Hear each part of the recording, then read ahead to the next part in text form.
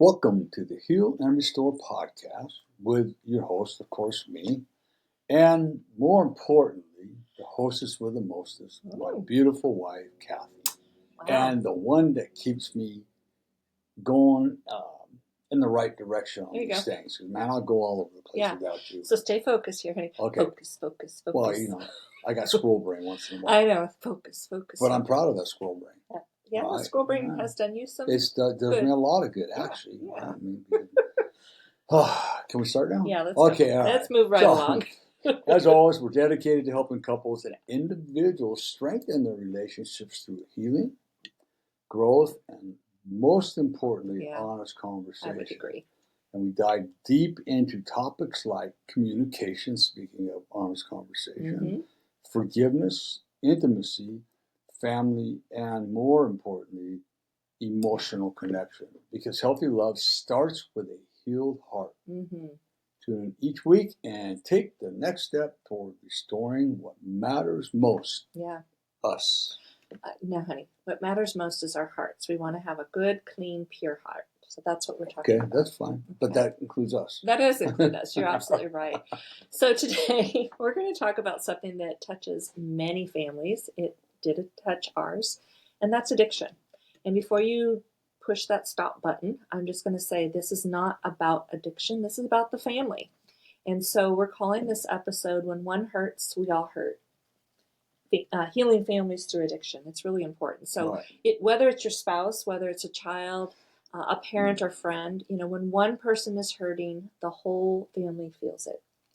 And it is definitely a family situation. Yeah. I don't want to say disease, but a family affection. Yeah. Affliction.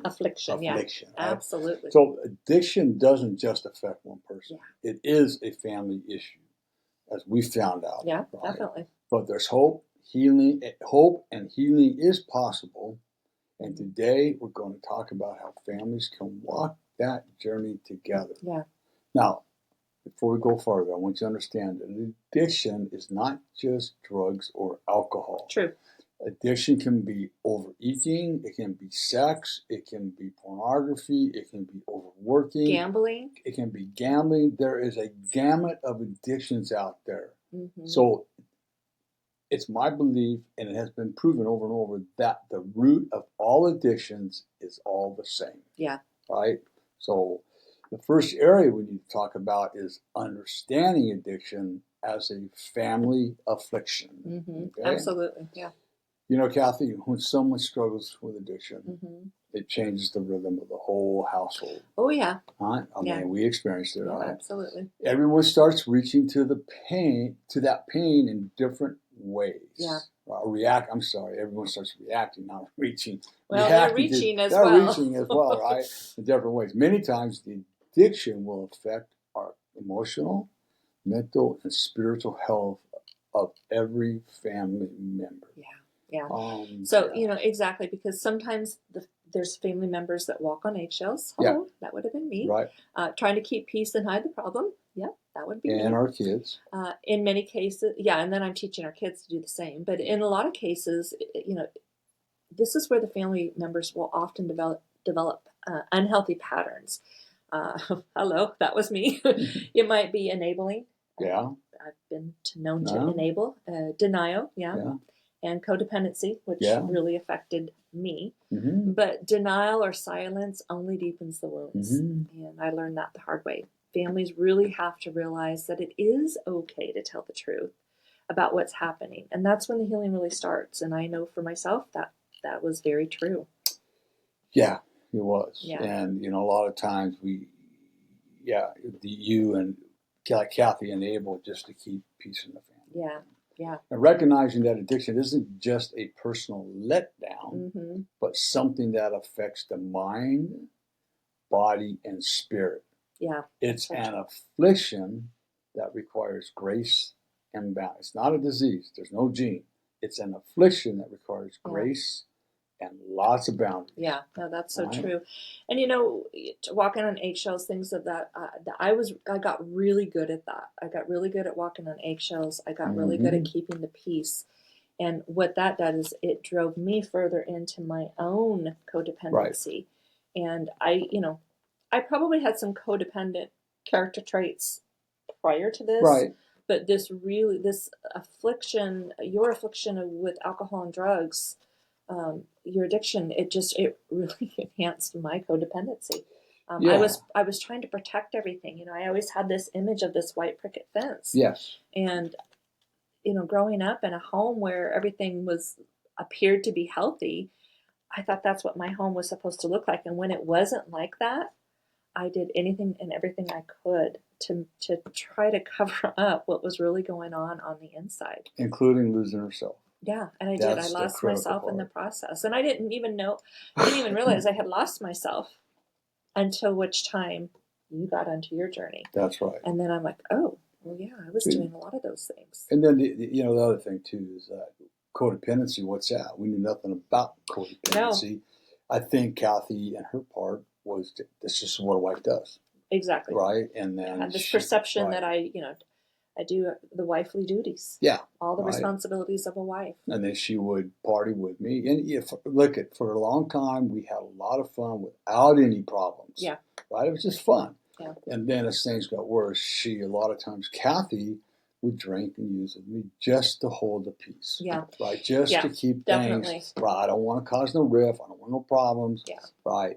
So she was afraid to say anything. Right. And we talk a little bit about this, that sometimes it affects our mind, body, and spirit. And I can tell you that from a family member of an alcoholic addict, that affecting the body is so true. And I learned through my own journey, codependency is one of the most damaging things to a human body. Your body is carrying the weight of everything that's going on in your home. Your organs are being affected. Mm-hmm. Your mind is being affected. Your spirit is being affected.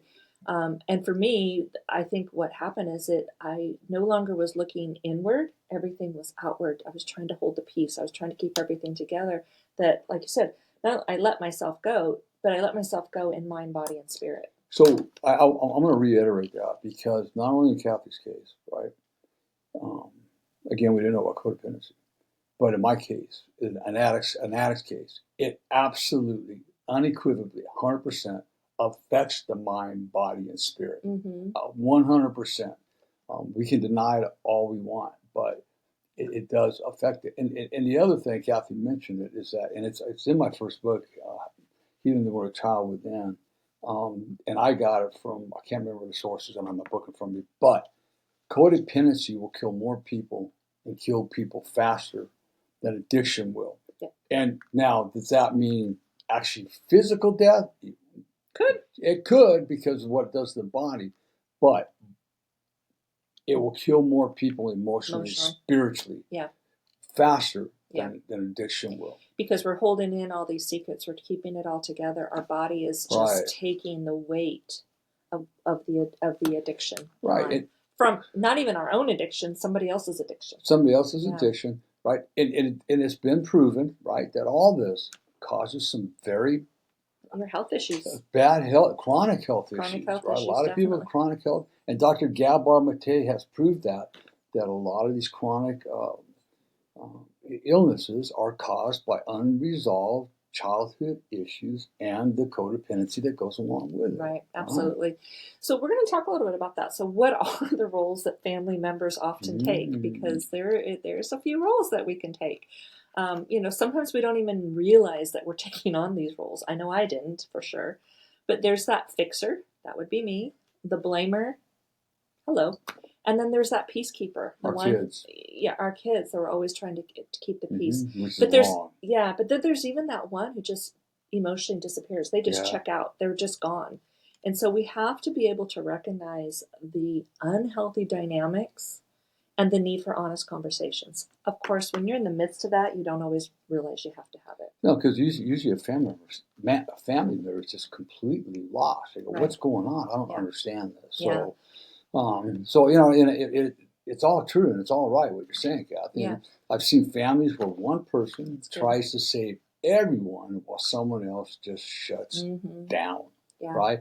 And that one person trying to save everybody doesn't understand why nobody else is concerned. No. None of this is healthy. No way. None of it. But it's what people do. We got to remember, survival. Yeah, we're in It's survival what of people chaos. do to survive the chaos. God created the human beings to survive. And I believe this firmly, and we share it with everybody, that God gives us innate survival skills that kick in when they need to kick in, whether you're an abuse survivor or a spouse of an alcoholic. Right. And they work great until they quit working. Yeah, no, that's so true. But we've got to remember that the goal is to become aware of those patterns. Right. But not with shame. No but shame. With compassion. Once we can name it, we can start changing it. And so that was something that was really important for me. Is it took me a couple years after you started your journey to realize that I needed to start taking care of myself. Right, And I'll be honest with you, the first couple of times I went to my own CODA meetings, it took me a little bit. But once I started identifying with the other women in this group, then I was like, okay, now I know what it's called. Now I understand what my role was. Now I understand what my part was. Now I can start working on changing it. And I think that was the key for me. Yeah, and I also took off, because underneath any addict, alcoholic, or whatever, you scratch one of them that's loaded with codependency. And here's what I like to say: that Alcoholics Anonymous saved my life. Right. Codependency absolutely changed my life. It helped me become the better father, the better husband, the better person that I am today. You realize, and as you did, Cathy, we realize where all these defects of character come from. Right? We're not born with them. No, they're again, it's something that everything is a learned behavior and survival skills that go with those learned behaviors. Right? Yeah. And if you're not familiar with codependency, I'll be happy to walk you through what codependency is. But it's really about relationships, and it begins with self. Yeah. A healthy relationship with self allows you to have a healthy relationship with others. But if you are not healthy in relationship with yourself, it's going to open up a can of worms with others. Essentially, in a real quick sentence, the easiest way to describe codependency is, I'm going to take better care of you. I'm going to do more for you than I am for myself. Right? I'm going to sacrifice everything that I am to make sure you're happy. Yeah. That's exactly what codependency is. You give up yourself for others. Yeah, there it is, right there. Definitely give up yourself for others. So, how does someone break the cycle? Yeah, let's learn more about that, huh? This is where it gets real. Yeah. And sometimes very hard for everybody involved. Yeah. Right? Breaking the cycle takes honesty, rigorous honesty with yourself, about yourself, and boundaries. Loving someone doesn't mean rescuing them from consequences of their choices. Nope. You must move from blame to understanding and setting boundaries without cutting off love. Yeah, I love that. I mean, that can be hard for people. Yeah. And that's a hard truth, not only for me, but for every person in that family, every individual that's going through this. But, healthy love, what it really means is that we're saying, I love you too much to let this continue. Right. I love you too much. This is not okay. And it's a balance. It's a balance between having compassion for your family member and accountability for your family member, as well as yourself. We have to have compassion for ourselves and accountability to ourselves, but we also want our loved one as well. And exactly. And sometimes families need help from outside. Yeah. Counseling with someone experiencing recovery, Heal and Restore Counseling is here we can help to walk with you. You can reach out to us at healandrestorecounseling.com to schedule your no-cost 1-hour discovery session where we can learn how we can help. Yeah. You don't have to walk this road alone. Yeah. And in fact, you cannot walk it alone. No, it's not meant to be walked alone. You're going to go right back to where you came from if you try to walk it alone. Right? Yeah, and one of the things that we discovered through this is, we're talking about helping break the cycle. And through our work that we've done personally, and then the work we're doing with other family members, realizing that recovery is for everybody. And it's not just a person who has an addiction, but it's also for us as family members. And we find that a lot of the couples that we work with have these underlying rooted issues, whether it be them or a family member who's also gone through an addiction. And I'm going to stress this point, as I always do. There's sobriety which is not drinking and using. And for a lot of people, that's pretty much all they do, and their life is a little bit better, whatever. But the real truth is, if you really want to have a better life, an overall better life, is recovery. Yeah. And as we said before, Gabor Mate says this. What's the definition of recovery? We're regaining something we've lost. Amen. So in recovery, what are we regaining? We are regaining the person that God created us to be. Yeah. And a lot of times in a family, right, there's a lot of blaming that might go on. And then you got to remember, you could have 4 kids in a home, and all 4 kids are going to have a different way. Different experience. Their experience in that home. So there's a lot of denials that can go on in a family that, no, mom and dad weren't like that. They didn't abuse. Look, that's maybe not to you, but I can tell you for a fact, it does happen, right? And if a person comes to you and says, this is what's going on, the reality is that any kind of addiction and codependency also is a result of a big part of it is the unresolved childhood trauma that happens and we're finding it. And happens in every home. It happens in most every home. It's more rampant than I thought it was. Yeah, I know. It's like every conversation, something comes up. So let's talk about what that road to healing might look like. You know, we know that healing doesn't happen overnight. We've experienced that. There's a process to it. It's, there's rebuilding trust. Right. We have to have patience. There's a lot of forgiving, and forgiving goes every day. I'm just going to forgive today. And then we have to learn how to live differently. Recovery, it does take time. And so learning to live differently and understanding that it takes time, again, it's a process. It's a process that requires daily action. Right. And that's just something that you have to get in your head. It's going to take time. It requires action. It's a process. It's a lot of action, right? And even if the person struggling doesn't recover right away, remember, it takes your time. The family still can. Yeah, we don't have to wait. No, you don't have to wait. Well, because the addict or whatever it is isn't recovering, you can still do your recovery, right? You can heal while you wait by finding support, leaning on faith, and taking care of your own heart. I think I want to, on the last part that we talked about, I meant to say this, when it comes to getting help, it's key. I mean, I found a therapist, and Deborah was absolutely, I credit her a lot for saving my life. She was absolutely phenomenal. She guided me for a year. She was very gentle. It was between her, the counselors at Betty Ford, and then I got really strong. This is the key. I got really strong mentors outside of my counselor at Betty Ford and Deborah. For your program. I got really good mentors, strong mentors, older than me, had what I wanted, and wouldn't let me get away with anything, but they were loving, kind, not shaming, and they were gentle. Right. And man, I'm telling you, that's what helped me change. Yeah. So.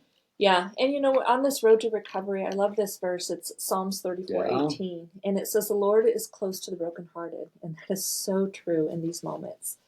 God meets families, meets any of us right where we are, and even if it's in the middle of the mess.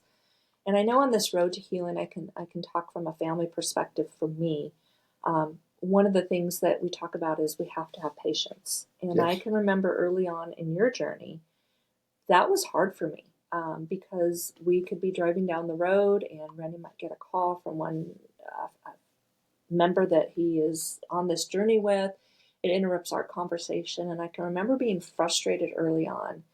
But the one thing Randy was really good about reminding me of is, you want me to be a better person, I have to be able to do differently. And so that's why we have to learn how to live differently. We also have to learn how to do differently. And that was really key for me. And then on my own journey and my own road to healing, like I said, it was a couple years into his journey before I started going. But I went to my own CODA meetings. I went to a 6 a.m. Monday morning women's meeting. And I did that for several years. And that was my lifesaver, because then I all of a sudden surrounded myself with other like-minded women who are also struggling in a lot of the same areas. And they may not have even had an addict in their life. They may have had some other codependent traits that brought them to that meeting. But it really became my safe place. And even when you went through your treatment at Betty Ford Center, I went through the family program. Right. And that's where I learned, I had a bigger and broader understanding of what my role was, and not what my role was in the addiction, but what my role was in the healing, and how I had to work on myself to become a better person to walk with you on that journey. So here's what I want to say. I'm going to have a little story at the end. The one thing as an alcoholic or addict, we're on the road to recovery. And fortunately, Cathy was on the journey beside me, Yeah. right? So here's what you cannot do as a recovering alcoholic or addict, or overeater, or whatever. Never.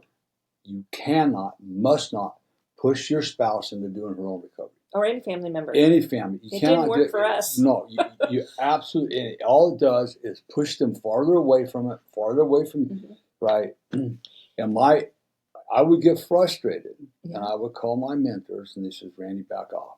Yeah. You know, if the comment was, "How long did it take you to get where you're right?" at? And I'll just add to that, though, as a family member, I felt like I was a 12-year-old girl putting my feet in the ground, and I wasn't going to do this just because you wanted me to. Right. Much like an alcoholic addict has to get to their bottom. Right. I did too. So what happened was I backed off. Yeah. I had to. I did what my mentor said. I called them when I was frustrated. And Cathy came to me one morning. She broke down. She says, "What do I got to do?" I said, "Now you're asking me because I'm not supposed to say nothing." That's literally what I said. She goes, "Yeah." Right. Yeah. So that's how Cathy got on her journey. Yeah. Right. Now, God is critical. Yeah. I'm going to say this with absolute conviction and certainty. You must have God at the center of your recovery and of your marriage. Right. Because if you don't, I feel, and I've seen evidence of this, you're gonna fail. Right. It's gonna fail. Now, here's one I'm gonna elaborate on something, because this third step of Alcoholics Anonymous says we turn our will and our life over to care of God as we understand Him. Right. Okay. That does not mean we turn our will and our life over to the care of a rock, the care of a tree, the care of the ocean. No. Period. In a conversation. Yeah. In the book, The James Club by Dick B., the founders of Alcoholics Anonymous, the word God is the Father God, Yahweh, Yahshua. Yeah. That is what they're talking about. As you understand God, real quick on this is really important, right? When I walk into Alcoholics Anonymous, how do I understand God? He was evil. Yeah. He was an abuser. He molested me. I was burning in hell. He had convicted me. That was my version of God, and I wanted nothing to do with him. Right. So we get the big picture, but here's where I've come in now as the family member, though. But hold on, let me finish my statement. That was my understanding of God. AA allowed me to find the real God. Right. But here's my point on all of this. That is all about recovery, your AA journey. Right. So as a family member, these are the things that you may come across from your alcoholic addict, gambler, whatever that is.